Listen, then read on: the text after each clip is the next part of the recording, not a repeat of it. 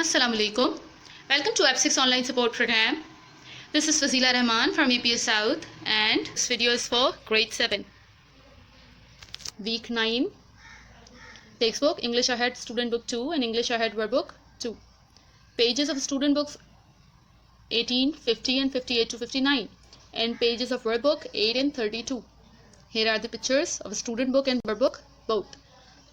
Unit which we will cover in this video is unit number 1, Friends Forever, unit 4, Healthy Living, and the last one, unit 5, Animals Magic. Topics will be covered: present perfect, quantity expressions, and animals in the wild. Resources: student book, workbook, loose sheets, my vocabulary bank, and dictionary. Introduction of the topic: present perfect. The present perfect tense connects the past to the present. It describes an action that happened in the past and goes right to the present moment. Quantity expressions. An expression of quantity is a word or group of words that tells the amount of something. It answers the question how much or how many. Objectives of this video: student will be able to identify the present perfect tense,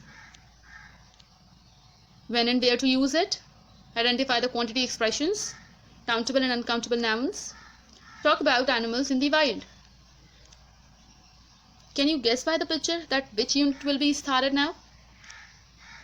Obviously you can. It's unit number 1, Friends Forever. Okay, lesson number 1 will be from unit 1, Language Focus 1, Present Perfect. Pages, student book page 18, here it is, and workbook page 8. Then brainstorming first. What is present perfect tense? Your prior knowledge about this topic. Yes, think about it. Let me tell you, the present perfect tense refers to an action or state that either occurred at an indefinite time in the past, like we have talked before, or began in the past and continue to the present time, like he has grown impatient over the last hour. The tense is formed by have or has plus the past participle. Now the construction of this verb tense. The construction of this verb tense is straightforward. The first element is have or has. Depending on the subject, the verb is conjugated with. The second element is the past participle of the verb, which is usually formed by adding ed or d, the verb's root, like walked, cleaned, typed, jumped, and laughed. Although English does have quite a few verbs that have irregular past participles, like done, said, gone, known, won, thought, felt, eaten. Use of present perfect tense. To indicate completed activities in the immediate past, as he has just gone out, it has just struck 10. To express past actions whose time is not given and is not definite, as have you read Gulliver's Travels? Mr. Yusuf has been to Japan. To describe past events when we think more of their effect in the present than of the action itself, as I have cut my finger and it is bleeding now. Alina has eaten all of the cookies. Or the last one, to denote an action beginning at some time in the past and continuing up to the present moment, often with since and for phrases, as I have known him for a long time. He has been unwell since last year.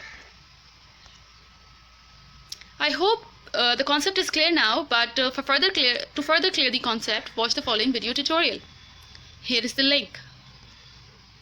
Practice exercises from student book. Exercise 1. Complete the sentences with the present perfect form of the verbs in brackets for practice. Here is the exercise. Exercise 3. Write sentences on the given topics in present perfect. Here it is. Now written work from workbook 2. Read the tip box past participles given in the workbook. See how some verbs change from when used with present perfect tense. Tip box past participles. Regular past participles are the same as past simple. Travel, travelled, travelled. Then some irregular past participles are same as the past simple form, but some are different, like have, had, had. But come, came, come.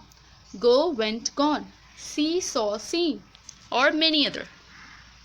Now exercise number 1, which you need to do on loose sheet, choose the correct answers. Exercise 2. Complete the sentences with the present form of the verbs in brackets. I hope the concept is clear and the written work is also clear now. Now let's start second unit. Can you guess the name of the unit? Obviously, it is Unit 4, Healthy Living.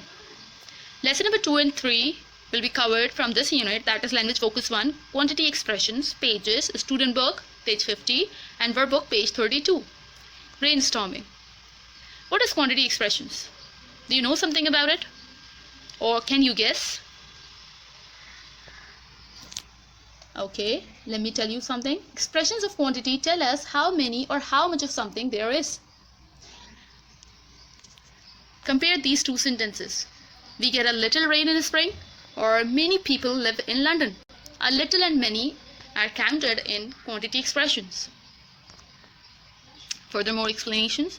Use of quantity expressions. We use a little with uncountable nouns like rain, snow, pollution, etc. We use many with countable nouns like people, cars, chairs, etc. We cannot use many with uncountable nouns. Just like this, we cannot use a little with countable nouns.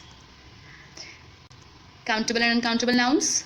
Take a look at these sentences to clear the concept. Would you like some coffee? Now what about this word coffee? Is it uncountable or countable? Yes, right, it's uncountable because it's referring to the drink in general. Second one, he ordered a coffee. Now what about this a coffee? It's countable because it's referring to a cup of coffee. Third one, there is no truth in the rumors. Uncountable because it refers to the quality or state of being true. The fundamental truths about human nature. Now truths is countable because it's referring to facts or beliefs that are true. Practice exercises from Student Book. Read the information box given on page 50 for further clarity. Exercise 1. Complete the table with uncountable nouns in the box. Here is the exercise. Written work from Verb Book 2. Exercise 1. Describe the photos using expressions of quantity. Exercise 2. Write 3 items that can be used with each expression of quantity. That's it from unit number 4. Now unit number, which unit? 5. Right. By the picture you can guess it. It's unit 5, Animals Magic. Lesson 4, Vocabulary 1, Animals in the Wild. Pages, Student Book, page 58 to 59. Here are some pictures. The world is an interesting place because of the diverse wildlife and exotic plant species. These are not only essential for our well-being, but it can be said that all kind of life is dependent on each other for existence. Now, in audio track to listen, read or listen to audio track 5.2, CD given with the textbook about wild animals. The narrator tells you about the wild animals found in different parts of the world and their peculiarities. Look up the word peculiarity. Match the description to their photos. Here are the photos. Use a dictionary to find the meanings of the following words. The words are antenna, abdomen, fangs, fur, paws, tentacles, beaks, scales, fins, gills. Match the definitions to the words. Add these new words and phrases in my vocabulary bank. Reflection. Exercise 6. Think about the discussion questions. Ask an adult to take part in the discussion. Here are the questions. Let me read it for you. What kinds of animals, wild animals, are common in your country? Think about this question. How often do you see wild animals where you live? What kinds of wild animals are interesting to you? Why are you interested in them?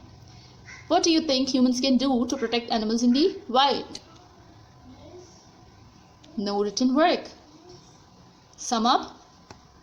We use the present perfect tense with for and since to talk about something that began in the past and has lasted up to the present time. Like we have taught at this school for a long time, or she has lived here since 1980. We use for with duration of time, from when a state began, and since with point in time a state began. Like I have been here for 20 minutes. I have been here since 9 o'clock. John hasn't called for 6 months. John hasn't called since February. We also use present perfect with time adverbials like so far, lately, and all my life. Examples are I haven't seen my cousins lately. My parents have been strict with me all my life. We cannot use numbers before uncountable nouns, so we use quantity expressions. For instance, I have got a few friends and I have a little free time on Thursday. A bit of usually means a small amount. For example, we have had to raise a bit of money for charity. The last point, but not the least, animals are kept in reserves, homes, orphanages to protect them. That's it for this week. Thank you so much. Best of luck.